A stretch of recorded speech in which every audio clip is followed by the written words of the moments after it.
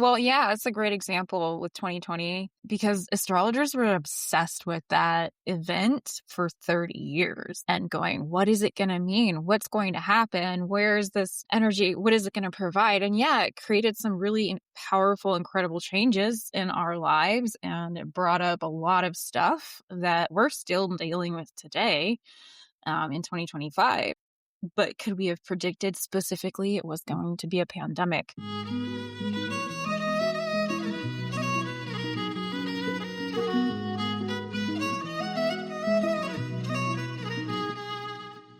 Welcome to the Feminine Alchemy podcast, where we explore the truth about the feminine, the peaceful, the wild, and the visceral. I'm your host, Jaye Beringer, joined by my co-hosts, Julie Dean Richards and Kaylee Rose. Each week, we explore the deep mysteries of the feminine and help listeners apply them to their daily lives in a practical way. Join us to unlock the hidden wisdoms your soul has been waiting for.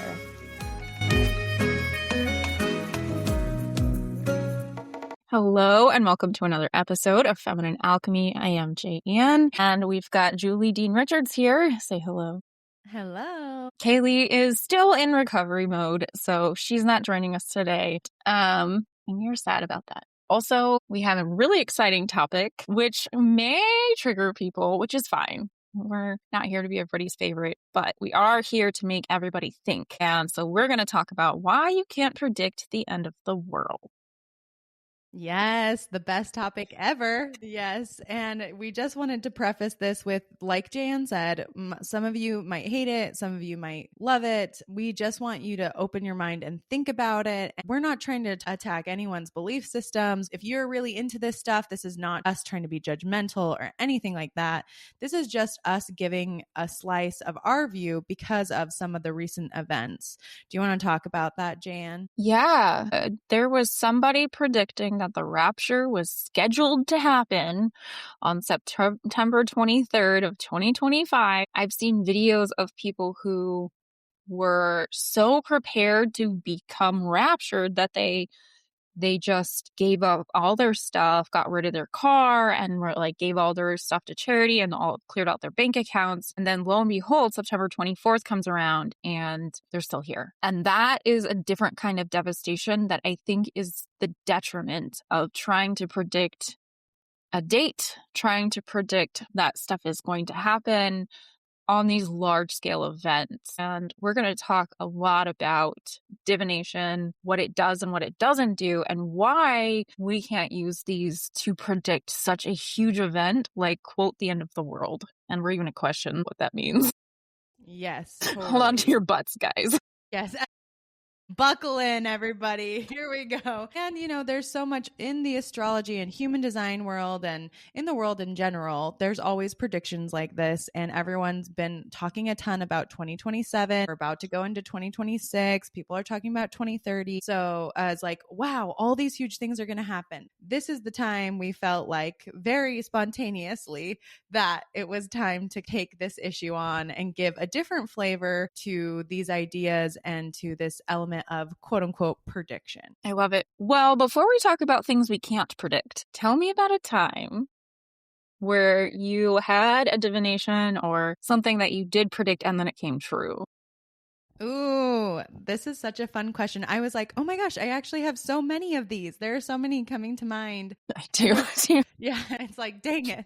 Which one do you choose? Which is fun because we'll talk later about modalities, but a lot of these have come through different kinds of modalities for me and just showing like you can use lots of different modalities. I have had many dreams that have come to fruition that have happened exactly as I dreamed them. I have had many of my predictions astrologically come true. I have had many card pulls that I have done that has come completely true, but I'll do a recent one, which was I used zodiacal releasing for Kaylee's birth. I knew exactly when she would go into labor, like down to the minute.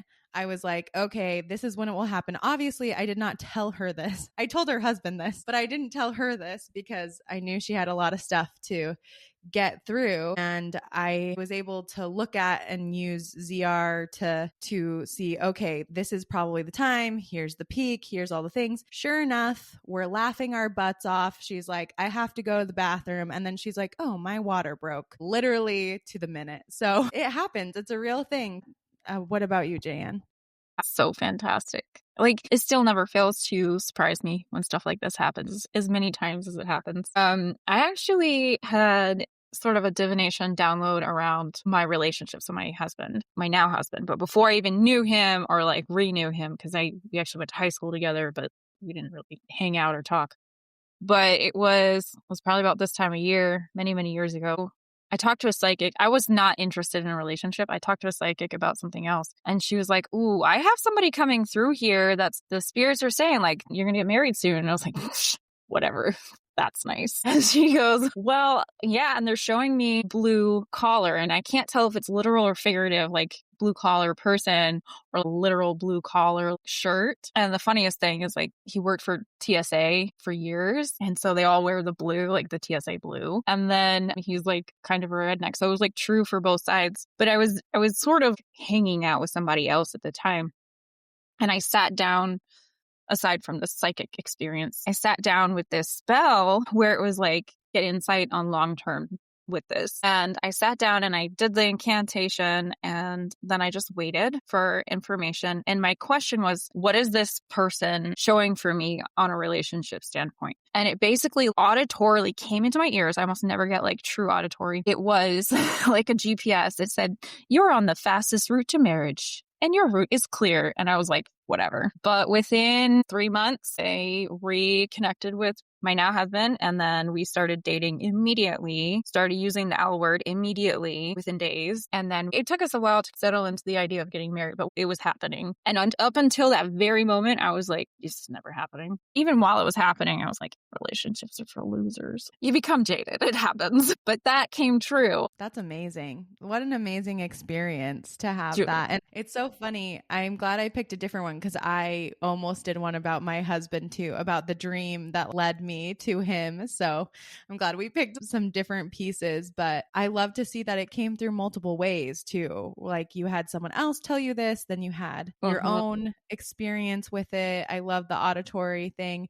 I love the unbelievability of it. Like, wait, this came through, you know? And I think it's to that point, it's so fascinating, because I think most people in their life have experiences like this, regardless of what they label them. People do have times, we have all had times where we have a feeling, we see something, we hear something, and we have things come true. We're able to, quote unquote, predict the future. And so I just wanted to point that out as we get into this, that regardless your religion or your beliefs, every denomination, I don't care who you are, believes in some kind of form of, quote unquote, prediction, revelation, being able to see forward. And most people have experiences like that too. Yeah, absolutely. Absolutely. I think sometimes we get attached to a single translation of them. Because if I had asked that question about the person that I was spending time with, I would have assumed it was about that person.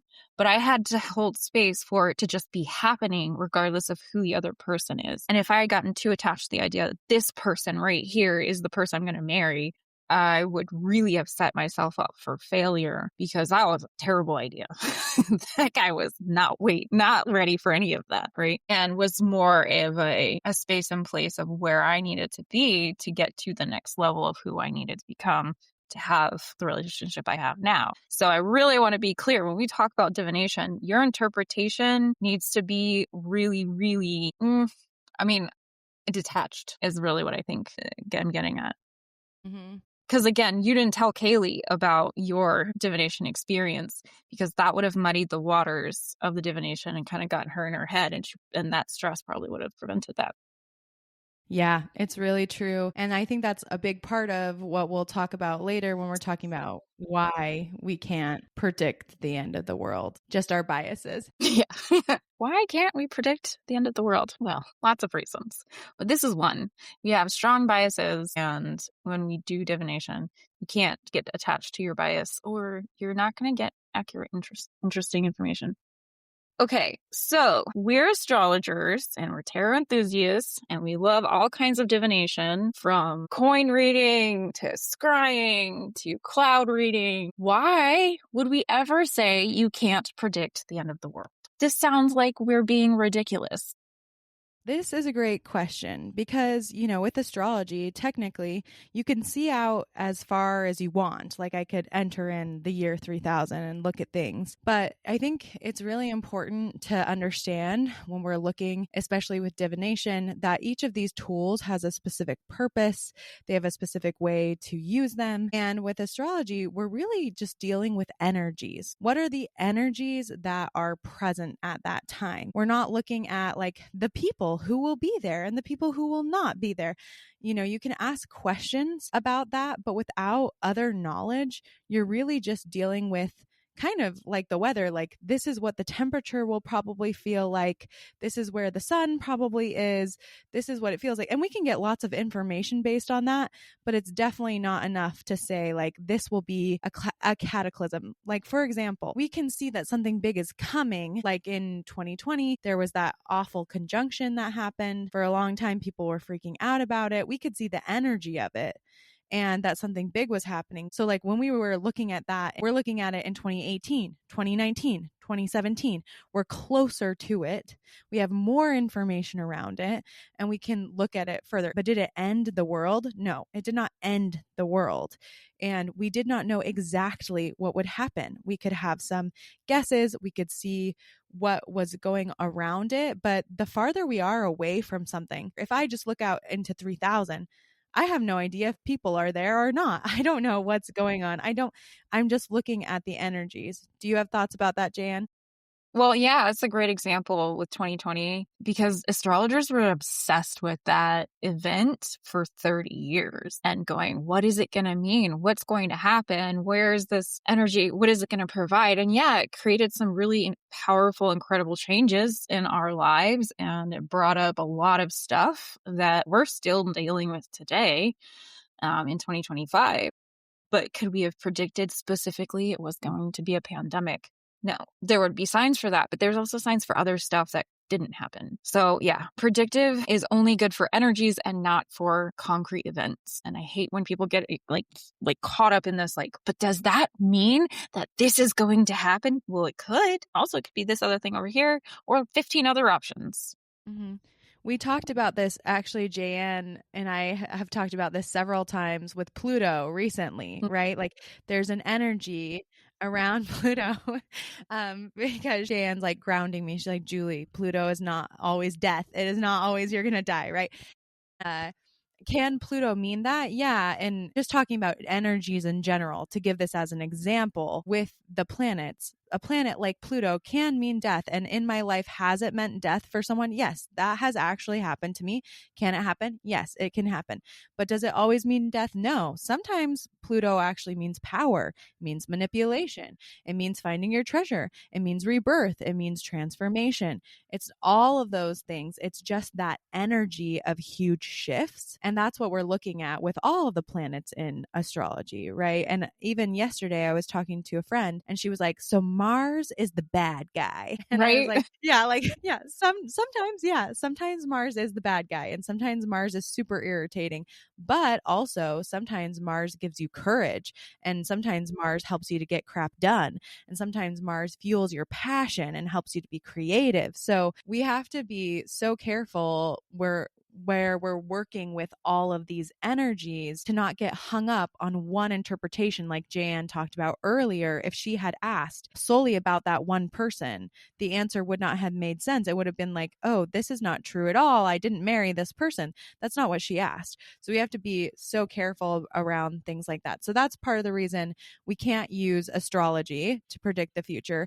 But should we talk about some of these other divination modalities and why we can't use them?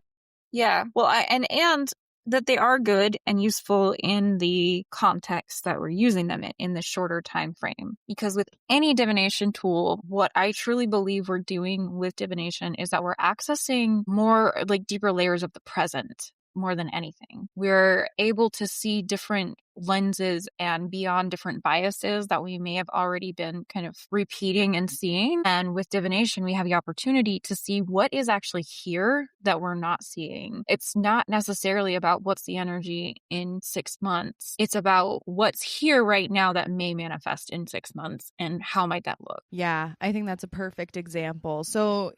And that's the point. Like, we love using these tools, and these tools are so useful. But most of the time, like, let's say this is very common for someone, whether you use oracle cards or you use tarot cards. A lot of people in the morning, they pull a card. They get up, they pull a card, and then they immediately enter it into Tarot Pulse, Jayan's app. Yes, that's right. Do it. That's right. Shameless So plug. they can look Thanks, at Julie. the patterns over time. But anyway, you pull out your card, and that helps you figure out the tone of the day. You can ask a different question in the morning. Okay, what do I need to know? And this is usually mine is, what do I need to know today? Right? Like, what is going on today? How can I be of use today? And we're looking at that energy. And that's a great question because it has an end point to it. It has like a specific energy that we're putting behind it and a specific intention behind it. When we ask about something so large as the end of the world, there's so many things. What does the end of the world mean? Like, that was something me and Jan were going to talk about, and we'll talk about more, is what is even the definition of the end of the world? If you ask such a nebulous question, you're going to get a nebulous answer to that question. So a lot of these tools, let's use a different example. Like, some people use coffee grinds, or some people use the tea leaves, which is very ancient, and they look and they try to see the different shapes, and that gives them some information. And that information is all going to be information that is close to you, that is important to you as an individual. And that's the difference with a lot of these tools and modalities, is that it's about you and your future and what's going to happen to you and your energy. So you're able to track your own energetic line through that space of time. Like Jayan said, we're just looking into another layer of the present and the possibilities that can be there. And also, we're using symbols. And so symbols have layers of meaning, just like the planets have lots of different energies. These symbols that we're using when we use all these different kinds of divinatory tools, those are going to have lots of different meanings over time, and they're going to be very layered, and they're going to give us more information. So again, it's more like a weather forecast than it is like, this is the day, this is the time to do this. I wanted to ask you, Jan, about muscle testing too, because this is probably one that most people are familiar with and might consider a divinatory tool, but maybe it's kind of something in between. What do we do about that one? Yeah. So to back up slightly, there's 2 kinds of divination. There's open-ended question divination, and then there's yes-no. And sometimes when we use yes-no, we can kind of get the yes-no tired, and it doesn't really give us consistent answers because we're trying to control the flow of information using yes-no question. Or, like Julie said, maybe that question is too nebulous to get a clear yes-no answer. And anytime I use muscle testing, I never, ever, ever, ever ever use a question of, am I going to X, Y, or Z in the future? Because that's not a yes or no question. You are actually in a lot more control of your own destiny as long as you understand how your energies are working. So if you ask that yes, no question, then it's like, well, both can be true. And so it's whatever you're trying to will it to be is what you're going to show up as. And that can be consistent in 5 seconds or inconsistent. So with muscle testing specifically, muscle testing is asking the body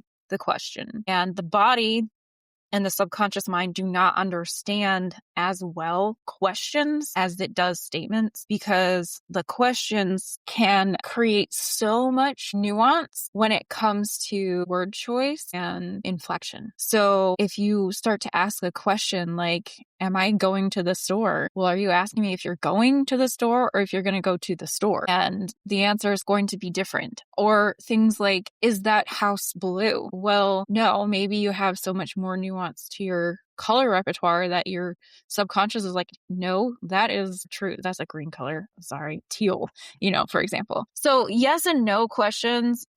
Muscle testing and pendulums are for yes and no questions. There's also ones where you can like have a black ball and a white ball, and then you ask a question and you just dig it blindly out of a bag. And one means yes, one means no.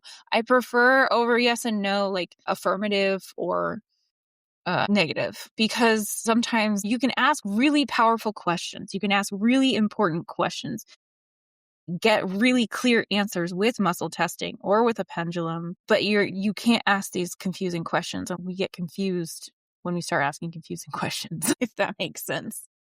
Yeah, that's a really good point and a really good way to put it into terms for people so they can understand this concept of all of these modalities, including muscle testing, whether you see that as divinatory or not, right? I mean, it is, in my opinion, it's divination in that what is the actual definition of divination, right? To divine something, to bring knowledge to the forefront. All of these are tools to bring knowledge to your conscious mind. That's really what it is. So yeah, in that way, muscle testing is divinatory because you're bringing knowledge to the forefront. But if we think about divinatory as I'm trying to tell the future, muscle testing might not be that way, but it is something that people are very familiar with and you might be using that you never thought of as a divinatory tool. And just the warning of like, yes, this is also why you cannot use muscle testing to predict things or like far in the future. It's the same kind of a deal, or even a pendulum to predict those things far into the future, because you're tapping into you and your energy and what's good for you. And so there's lots of other types of divination we talked about, like there's runes, there's bones, there's tons and tons of things, but you have to understand, one, like Jaye was saying, the question is really important and the intention is very important. Two, you're working with layers of the present, which is just going to tell you, how something might manifest. Three, everything is symbolic. So we're working with symbols and energies, and those cannot tell us exact dates and time. But I guess the question I have for you, which most people will be thinking about, and this is like, well, what if I had a dream or just some revelation? And in this revelation or dream, I'm told this date, this time, these things. Like, how do we view that? Yeah, that is a good question. So this date, this time may be important for you. This date, this time may have some relevance to when your world would be ending. Again, like Pluto doesn't mean death. It doesn't mean the entirety of the universe, the entirety of external experiences are ending. What it means is some big shift is probably going to happen for you, and you need to be prepared for whatever that big shift is. It's like getting the death card in tarot. When people get the death card, they often freak out and say, oh, it just means I'm going to die. Like, no, it means you're transforming dramatically. And to your body, it feels like you're dying, but you're actually fine physically. It's just a very powerful transformation process. So, if you get that, almost every divination is for you. It is almost never for anyone else unless you are intentionally creating practice scenarios around that. But even then, you always have to check it because it's always filtered through your own energy and is never about anyone else for real. I don't know. Does that make sense? Is that something you've experienced, Julie?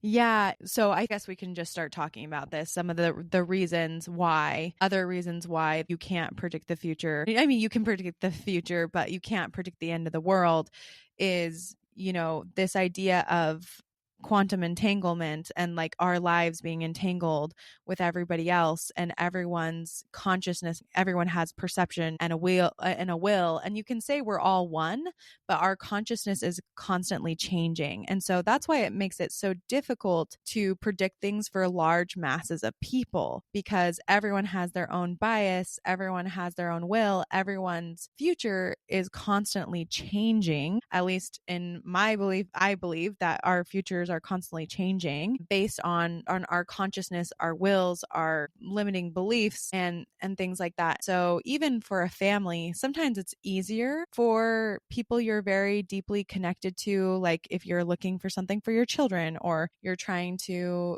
work with people you're really close to. Even then, you have to be so careful because your biases are going to deeply affect what you see happening. And does that discount? Because I'm sure people have heard stories boys. And even my mother has had times where she's had this intuitive hit, like my kids are not okay and somebody wasn't okay. And she was able to run downstairs and like save their kid from drowning, or you're able to know that your child was in a car accident, and things like that happen. That's not to say that you can't get that alert through that strong tie, or that you couldn't possibly see what would happen for a group of people. But it's just to say that you have to remember that you are always working through your own bias. And in the lens of motherhood, it makes complete sense that you would be tied into when someone is going to get hurt, because you have responsibility for that person and they're deeply tied to you in that way. And so you have, in some ways, more of the tie or the privilege to be able to know when they are in trouble, particularly physically, in those times. But if we expand this out to tons and tons of people everywhere, the whole of humanity, well, you're dealing then with billions of people's consciousness and their willpower and what's happening to them. So it's incredibly difficult to pinpoint for all of them exactly what will happen. Yeah. To your point, I will say, for example, I predicted the end of the government shutdown for my own peace of mind, right? My husband works for TSA, like I said earlier. So it directly affected me. And in the very beginning of the month, I checked into the energies and I was like, nope, that's pretty locked in. We got to the very end of October and it was over. And I checked into the energy for the next week and I was like, oh, I can feel it softening. I even got the intuitive hit, like it'll start to soften this week and then it'll be over by next Wednesday. And then I went, well, whatever happens, happens. And it was over by Wednesday. So it worked out in that way. But at the same time, I had, like you said, an emotional tie to the situation,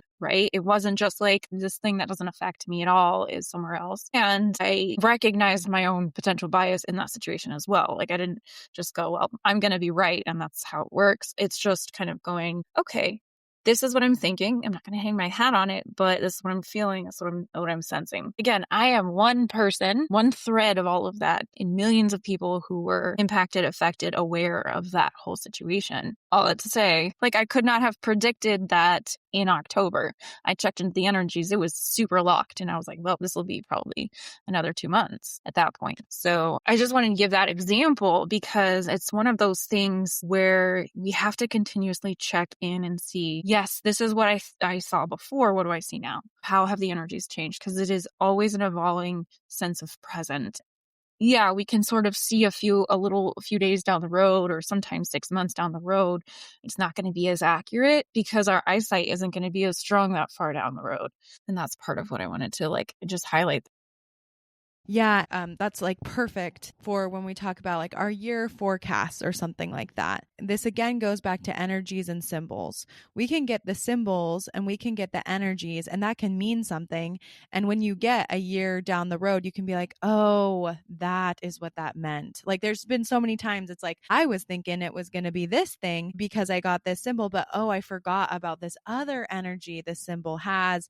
And that's exactly how it showed up. So when we're looking long term, you're way more likely to get stuff like that where, you have an idea, you have a symbol, you have an energy, and you can see the energy from far away. But the closer you get, almost like a mirage, or just like when you get close up to a person, they look different in person, or this statue looks different. So the closer you get, then you can say, oh, okay, that is what that energy actually looks like. So I think it's also important to notice, like Jaye said, the timeline. One, she had that deep connection to it, but two, she kept continually checking in, which is what most of us have to do. Our eyesight gets better the closer we get. That's why, like in a monthly forecast, you can get a lot closer after the yearly forecast of, okay, this is what the energy is actually kind of turning out to be, and we can look at what this will be like for us. So I think that's a really great example. And I want to say, people could be saying, well, the end of the world affects me so much.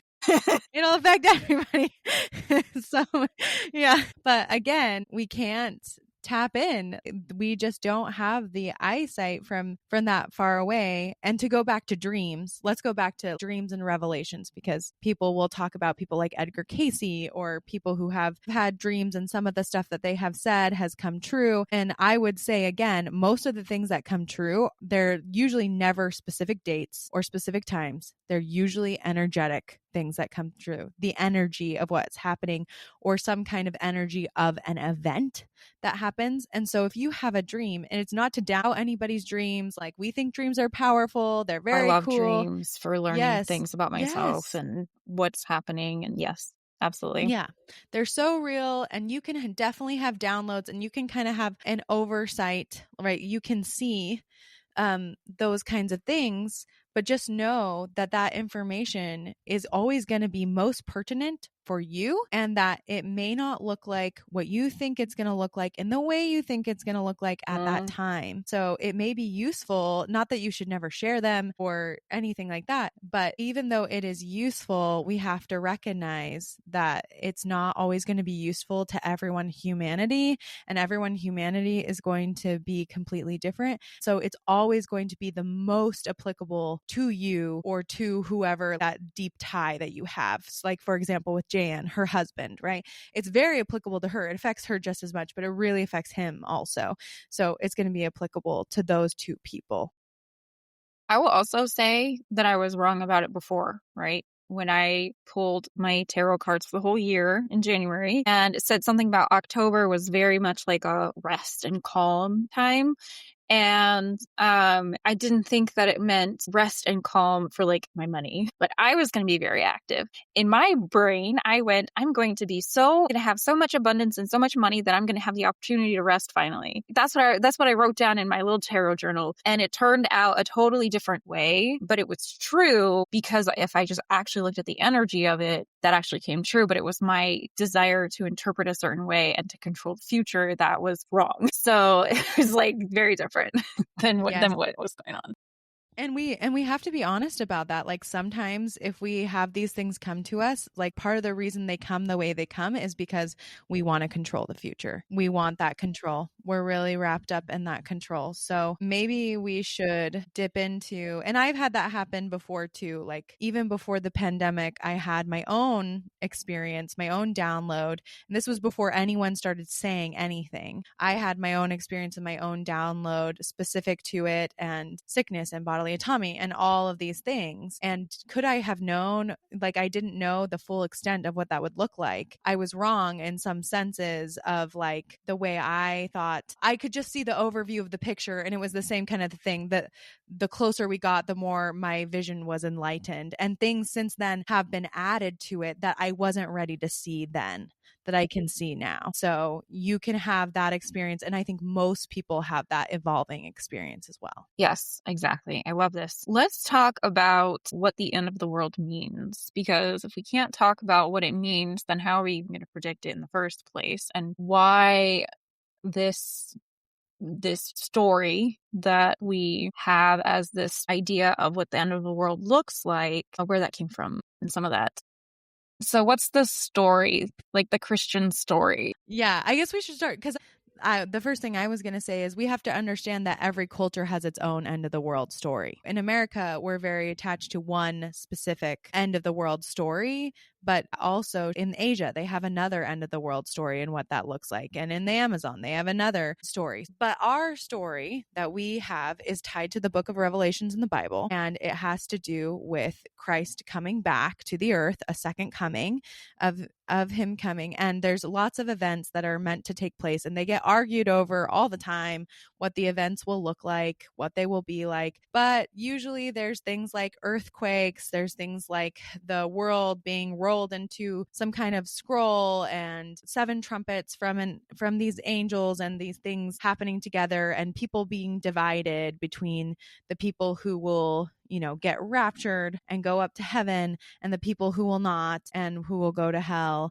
I mean, even me saying that, I'm sure people will be like, there's so much more. There's all these other things. You're interpreting it wrong. And that's the whole point, right? Like everyone is going to have their spin and their look. We've been arguing for literally hundreds of years on what it actually looks like, even within that. But I'll just say the core pillars are Jesus coming back, lots of calamities happening, sickness, oftentimes some kind of rapture or resurrection piece is the basics. Would you say that's the basics, Jan? Yeah. Okay. Yeah, I think so. And the movies have been made about it, right? There's a rapture, there's people getting judged, there's lots of earth based problems, earthquakes, tornadoes, hurricanes, all of that. Anytime we have 3 hurricanes in a row, somebody calls it birth pains of the end of the world, right? Like that's part of where that comes from. And then it's all fine suddenly. And there's, the 4 horsemen. Yeah, the 4 horsemen of the apocalypse is part. I mean, there's tons of things. There's the trumpets, right? When the first trumpet sounds, this will happen, and it's all the way through like 7 trumpets or something like that. There's supposed to be great sickness, just every kind of calamity that you could imagine. Many people dying, many people being judged, and even some Christian religion, there's like a millennium period where things are better, and then there's a final battle between Jesus and Satan, right? There's kind of like this final battle vibe. So I know other people will tell us there's more, and I'm sure we'll get some whatever, but that's mostly the story that we have. Calamity, a lot of fear to it. And most people are referencing not only Revelations, but also Daniel and Isaiah. Isaiah is often very quoted when it comes to that. Very true. Yes. Okay, so if this is all the Christian story of what's going to happen, why wouldn't we predict this? Because it sounds like something we should know is coming, right? Yes, it sounds like sounds like terrible. It's interesting because even in the Bible, it's like no one will know the day and the hour. That's often quoted. Like nobody knows. I will come as a thief in the night. You will never know the day and hour. It'll come as a thief in the night. Yes, it will come. So, I mean, why wouldn't we predict this? Well, I just want to put it out there that many people have predicted this over time. And not yet has someone been correct. And of course, this is calamity. Of course, this is something people want to be prepared for. But we also have to look at the facts as we have them so far, which is that so far, when people have predicted this, many people have gotten hurt via this prediction. So it's a reality that has happened, that Jaye talked about what happened more recently in September, but that is not the first time this has happened. We also have had many cults where people end up killing themselves because they think that it's the end of the world, and that is how they go to heaven. And this happens all throughout history. So this is very powerful to people. This idea of the end of the world in general is incredibly powerful. So we have to be so careful because it does do things like make people sell their houses and everything to charity, and make people take poison and die, and create communes, and sometimes create cults. And that's a reality that has happened. And,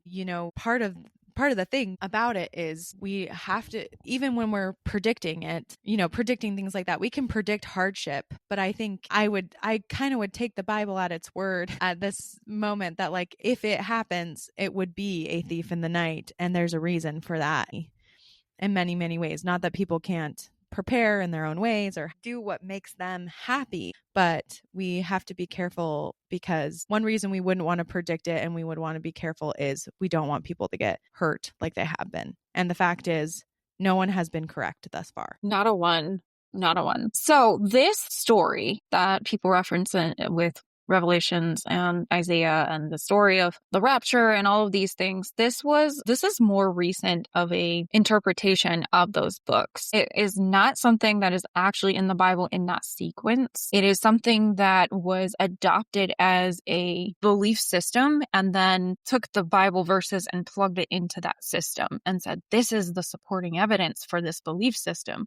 But nowhere in anywhere in the Bible does it actually say, like, the rapture will happen. And somebody's probably going to sit here and be like, you're wrong, Jaye. This is the one line. And I think it's something like, you'll all be lifted up. It's something so vague that to, again, take something vague energy and convert it into a tangible in an unknown time frame, it's really, really hard to decide what that means. And so saying like, oh, we're all going to be raptured, which is not the word in the Bible, that's a made up term, and we're all going to just be lifted up to the sky, that's what it means, is that the people who are like good enough are going to go floating up, maybe clothes, maybe not clothes. Like there's so much question about this. And just like what Julie was saying, it's really, really a bad idea to take an esoteric work, turn it into a highly tangible concept, and then try to predict that concept. That's so far removed from the original work in the first place that it's just very skewed, and it's really, really tough to say that's what's going to happen and here's when.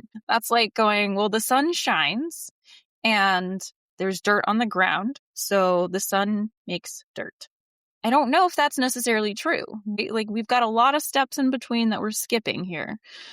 So please question the rhetoric. If this podcast is about nothing else, question the rhetoric versus the actual documentation, because this will be lifted up can mean a lot of things. That's an energy. That is not a concrete evidence.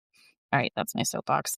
Yeah, I get on this soapbox so much because this is what happens is we take little tiny pieces, little verses of the Bible, and like you said, of this esoteric work, and then we plug it into what we think our framework, like Daniel's numbers. This is a great example.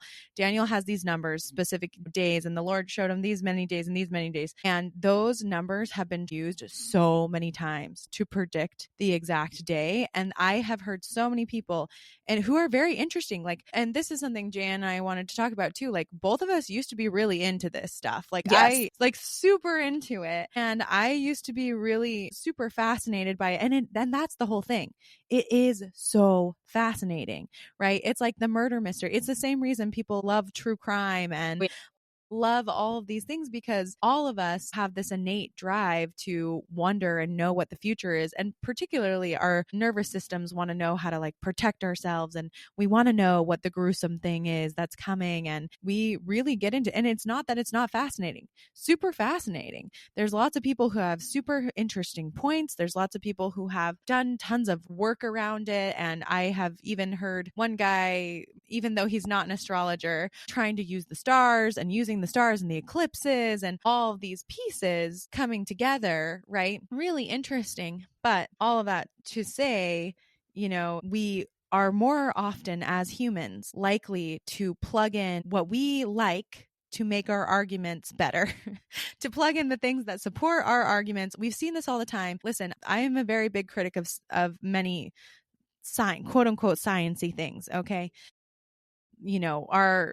That we purport all the time that we have quote unquote evidence-based medicine. Sometimes that's true and sometimes it's really not true. And I will be the first person to like tell you, go and actually read the study. How big was the sample size? How long were these people followed and tracked for? What got recorded? There are so many things about that. And I've spent a lot of my life trying to help people, and like even helping people at Harvard and Yale ask these questions of like, is this a good study, or are we just being biased? We say we're not being biased and we say we're just using a hypothesis, but how good is the study? And so we as humans do this all the time in every part of our lives. So why would we not do this with our future? And so just being careful, like Jaye said, and I know it's going to piss people off. I just know, I already know so many people are going to be so pissed I'm saying this. But the point is, like, nobody actually knows. And the interpretation has been skewed so many times. If we've learned anything from Margaret Barker's work or from these other amazing scholars, like we talk about Dave Butler all the time, but his work is based off of other scholars, many, many, many scholars, primarily Margaret Barker's work. And if we've learned anything from her, the way we've been interpreting the Bible has been wrong for many thousands of years because of our bias. And we've pointed out on this podcast, there's lots of pieces, including the feminine pieces, that are missing, that we have more than just the interpretation, right? We have the original Isaiah scrolls, but we also have archaeological evidence, more and more archaeological evidence, that perhaps the way we've been seeing the Bible has been completely wrong. Not that there's not goodness in it, not that there's not truth in it, not that there's not stuff that can help people in it. But if we're going to try to use, like Jaye said, something as esoteric as the Bible and say, based on this work, we're going to now say that this day and this time is the time that everyone's going to be lifted up. Well, we sure as heck better have the exact right translation. And as of yet, we don't. We just don't. No, we don't. And along the way, there have been intentional changes and deletions and additions, right? thousands of years. This is multi-thousands of years as being like a source of truth, of theological truth. You think somebody in power isn't going to want to mess with that to like make them do their thing? We can't accept that that's the original, all the original stuff. And in the original translations, that's why it's important to go back and find out that information. Yeah. That bias thing is so true. And it became so apparent when we had the eclipse, the April 8th eclipse. People were like, oh my God, this is the day. This is the one. This is the time that we're all going to be lifted up or whatever. I don't even think people were predicting necessarily the end of the world, like the start of the end of the world. I don't know. I remember the obsession was that the path of totality, which is like that 100% eclipse, was going through 7 towns named Nineveh in the US. And I was looking at the path of totality because I was pretty close to the path of totality. We were at like 99% or whatever where we are, or 90 something percent, which was not the same that the people in the actual path got. But there were 7 towns named Nineveh that is going through. And I was like, oh, I wonder where these places are. And it looked like there was one in Virginia. And I looked up Nineveh, Virginia. Nineveh, Virginia is down the street from me, like walking distance. I've never heard of this place, first of all. It's on Google Maps, but I have never heard of this place. No one calls anything Nineveh in this area. Like, out of the path of totality, not at all. And I wasn't even close enough to be like, close enough. Like, now we're starting to skew things because, first of all, Nineveh, Virginia is not a valuable situation. Like, no one here knows that. And second of all, it wasn't even there. So it was like, no, we're just going to like call it even because it's fine. That's a bias. Yep. The end. That's a bias. It's a useless town, not on the line. You're biased. The end. Yep. Sorry, guys. Yeah, and like the other X, right? Because they were comparing it to the eclipse that had happened in 2017 or something like that. Yes. That went through, right? And makes an X on America. And like that there's 7 towns named Salem on the other side or something like that, right? Shalom and peace and all these pieces. But the thing is, and I'm sure there'll be people who are like, well, that was just the opening, Jaye. Yeah, right. Now we're in the middle of it now. Things have steadily gotten more chaotic since then, so maybe they weren't wrong. Maybe they weren't wrong. I don't care. Just don't do it. Yes, just the bias piece, right? The bias piece is so hard to get out of. And I know it sounds like we're ruining people's fun. And that is why people will hate it. Because yeah. We are ruining people's fun, and it is fun. That's the whole point. It is incredibly morbidly fascinating. And again, it's not to say that we are against people having predictions or revelations or, using tools in your own life, but we need to be so careful when it involves the lives of billions of people and potentially billions of people and the millions of people who are there. And the thing is, if prepping is your thing, go for it. That is your thing. Like, if you feel called to be a prepper, be a prepper. Like Jaye said, if everybody is right about the eclipses, meaning the opening, like, we will cheer you on. It's not about Absolutely. Like, it's not about being right, but it is about being so careful, because it is very easy for our humanness to get in the way of us seeing what the actual truth is. And we can get caught up in things that can potentially really hurt us or scam us or, rely on our predilections to make our lives worse, like those people who have given everything to charity. What is happening to them now? And what happens to our time too? So much of this eats up our time, our energy, and our happiness. And that's the big loss, is we spend our life being in fear. And I think that's what Jan and I want to get through to people, is we don't need to be afraid. We don't need to be sitting in fear all the time. We have other things to go through, but I hope that people get that takeaway. I really do, because it's not about raining on anyone's parade. You want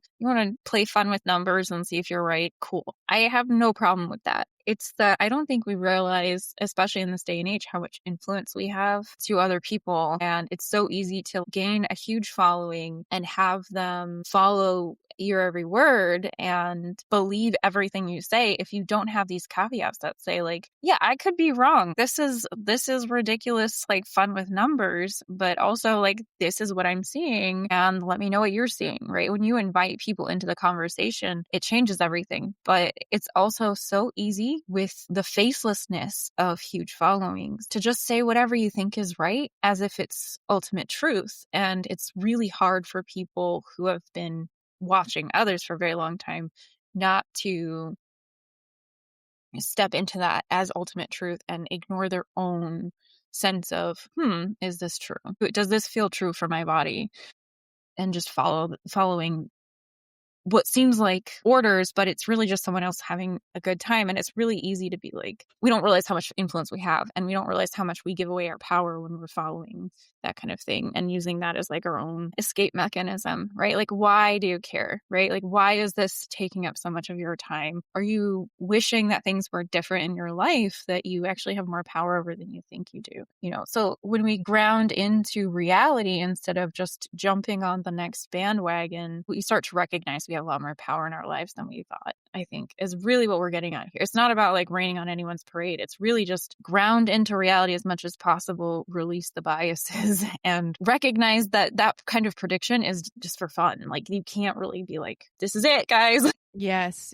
And I think the other big message that we want to get across, exactly what you said, Jan, I'm just going to pluck one thing out of there, which is learning how to trust yourself over other people. Because part of the reason we want to do this episode is there will always be more and more people like this that you can follow. There'll be more influences. There'll be more influencers. There'll be more YouTube prophets. Trust me, they're always there. YouTube prophet. Yes. It's real. Yeah. Yes. YouTube prophet. Yes, there are many YouTube prophets, and it's not to make fun, but this is another form of giving away our authority and our power. It's another form of trying to outsource our personal intuition, revelation, the things that we have for us. So the point is, how can you tap into your own power, your own intuition, and use your own intuition without muddying the waters? And if you feel like you can watch all these things and not muddy your own waters, like, more power to you. But just knowing fear is never going to give you the right answer. I mean, there are times when fear helps us because it helps us run away from a mountain lion, or it helps us to know that somebody might be in our house. But as far as when prediction happens and these kinds of situations, being in fear mode is not a good way to go in to try to get revelation or to divine things for yourself. You're always going to choose wrongly. So we want you all to have the tools to plug into yourself and be your own authority source first, and use that instead of having to outsource your authority to other people. Yeah, and I think that's really the reason why either of us is so passionate about this topic, because do we really care if people are predicting the end of the... No. We have wonderful, beautiful friends who love to do that sort of thing for fun. Like, I love that for them. I get really concerned when people start to live that as their whole life, as their whole experience, as the thing that drives them, as the thing that they're preparing for. Because what happens if it's not true? And then what? Like, if you've done all this prepping, like I've dabbled in prepping from time to time. My biggest question always comes down to, what happens if not? And I've wasted all these resources in buying all this rice and all this whatever and packaging all these things, right, that I'm never even going to use, even in 25 years. What have I done? And that is a really tough place to be, because it's like, those resources could be used for something else. I could not have to think about, what happens if animals or whatever gets into these bags of stored things, or should I double wrap them in Mylar bags? There's another expense. Like, all of that stuff comes into play when you are acting from a space of fear, and there's always a chance that things are actually going to work out for your best. And when we only live in fear, we ignore that. And I don't want that for you. At the end of the day, we just want you guys to feel empowered to actually be yourselves. And if joy comes to you through predicting that and pouring over scriptures, like, awesome. If you're actually afraid and you feel like it's becoming a big source of taking over your mindset, maybe just check yourself. Like, that's really the disclaimer here. Just check yourself. Beautiful. I think that's great, Jan. And I think you're completely right. And I did want to point out, both of us, like we said, both of us were really into this for a long time. Big hobby, really big into it. And my husband, Moth, was really into it for a long time too, in the privacy sector and many, many things for him. And once we let go of the fear portion, our lives lifted significantly, like significant happiness, significant change. And again, preparation can be great. I think it's smart to have 3 months of food storage just in case you lose your job or something happens. It's very smart. But it's like Jaye said, when it takes over your life, right? When it's taking over all the things, we just want you to feel happy and know that you can be happy. You don't have to live in fear. So is there anything else we want to say in this episode? We have wrote down all this stuff. We wrote down all this stuff. We didn't even say any of it. I mean, we said like most of it. Yeah. Is there anything else we want to say? Yeah. How relevant it is anymore. Like quantum reality is always changing, right? Like we don't even know what tomorrow is. Tomorrow doesn't even exist yet. There is no version where you can go, tomorrow's the day, because it could be tomorrow. It could be 6 months from now, depending on how the energies shift. Whatever this is, whether it's the end of the world or it's when am I going to find my house, it really could change dramatically because of the energetics of what happens, what unfolds today. And on top of that, the energetics are so much stronger than they've ever been because we have so much consciousness in the planet than we ever have. First of all, we have lots of people, but second of all, a lot of those people are starting to become aware of their own self and waking up and doing all this healing work. And so when people start making these predictions, it's so often similar to my thoughts on, well, you can't extrapolate Pluto before we knew what Pluto was, because we have so many conscious people on the planet now. We have so many people who are proactively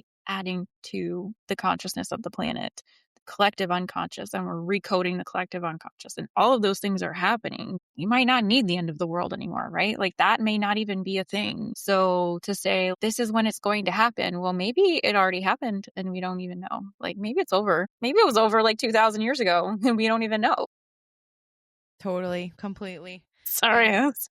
No, very it's heady true. nothingness. It's true. No, and yeah, I think there's so many other things that we could say, but what I personally think we should end on is this idea that like you're happiest in the present.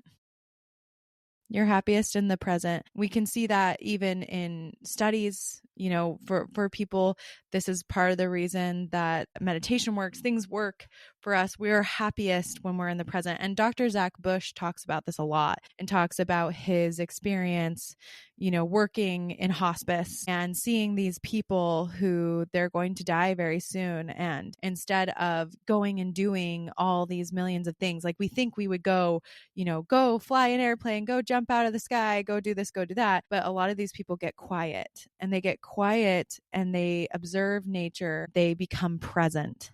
And that is more powerful to them than going and doing and trying to plan, right?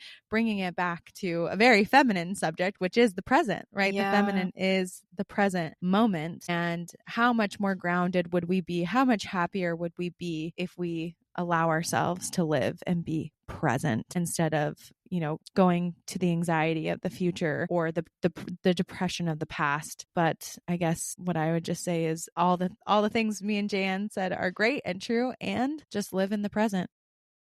Absolutely. Absolutely. A very wise person told me, of course, runaway masculinity in a vacuum would turn into robots taking over the world. But if you invite the feminine, that's not the obvious outcome. And the more presence we carry, the more we bring in the feminine. So just do that. Like that seems small, but it is crazy powerful. And it is actually the true source of our power is being present. Amen. Amen. Such a biblical episode. We got to end with an amen. We got to end with an amen. Thank you, Julie, for your serious wisdom here. Beautiful. Thank you. You got all the wisdom. You knew about the robots in the vacuum. So there's nothing more than that. There's nothing better than that. So robots in the vacuum. Oh, I hope that came out the way I meant it. It did. It's great. I think it's great. It came out perfect. There's tons of things to worry about. Let's be present instead of having to worry about all of them all at once. All right. Well, thank you so much for listening to us ramble about the end of the world that you can't predict and that probably may or may not exist or may have already happened. And if you want to do anything about it, be present and I don't know, come hang out with us wherever we are. So click the links in the show notes because we love hanging out with you guys. We love being present with you. That's what we're doing right now. Also, We can do that in the future, I predict, I think. Have a great week, and we will see you next time.